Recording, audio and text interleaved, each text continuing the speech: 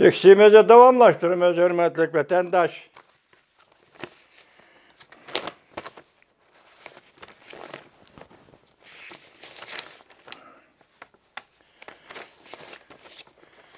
Endiki mavzumunda, mavzudun birincisi 2020 yıl 11. ay, 12. ayının 19. günü vatandaş.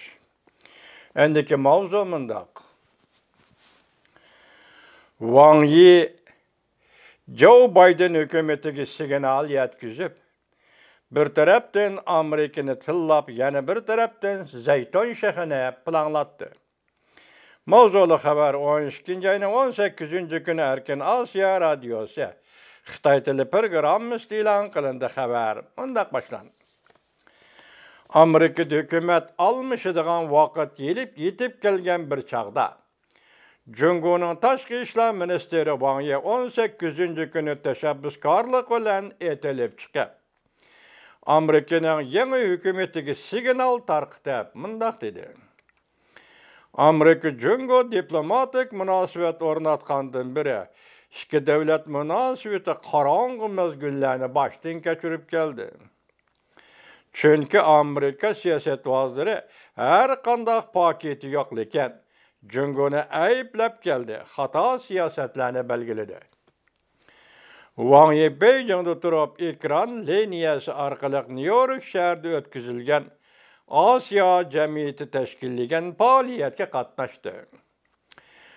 Wang Yi tuyuqsiz etilib chiqib, Jungo Amerika munosabatining o'tmishini xulosaladi, kelgusiga nazar tashladi. İngiliz tiliga tarjima qilish orqali Wang Yi Jungo tashqi siyosatining qattiq, yumshoq vositalarini birga ishlatdi. Amerikaning Jungoni og'dirishga urinishi ishga oshmaydigan vazifa. Kichik mavzu. Amerikada ba'zi amaldorlar Jungoni asossiz ayblayotdi. Bu mavzu shu Wang Yining so'ziga qarta qo'yilgan mavzujimi? Amerikada ba'zi amaldorlar Jungoni asossiz ayblayotdi. Jungo Amerikaga eng zo'r tahdid da'vatidir. Bu sözler Amerika Jungo diplomatik munosabat o'rnatgandan beriki eng qarong'i bir nuqta paydo qildi.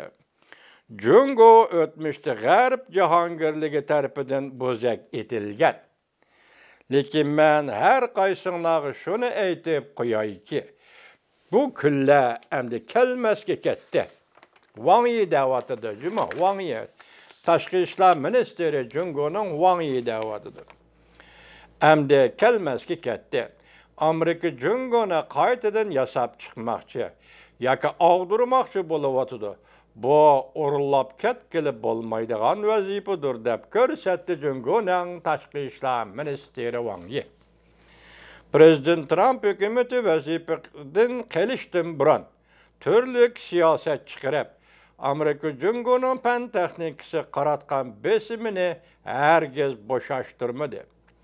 Minister Wang Yi bu so'zni so'zlashdan burun Amerika Savdo ministerligi 18. kuni Jungoning eng chong Android ishlab chiqarish savdo shirkati Zhongshan xalqaro shirkatini eksport cheklash tizimligiga kirgizdi. Minister Wang Yi mundaq dedi. Amerika hadisida mubolag'alashtirilgan davlat bexatarligi hukmi bo'yicha Jungo shirkatlariga besim ishlatishni qabul qilg'ili bo'lmaydi. Amerika hukumatini ayblab bo'lgandan keyin minister Wang Yi 1-ayning 20 kuni vazifaga o'ltirdigan Joe Biden hukumatiga Zaytun shahrini planlatdi. Minister Wang Yi mundaq dedi. Amerika Jungo strategik ramka belgilashi kerak.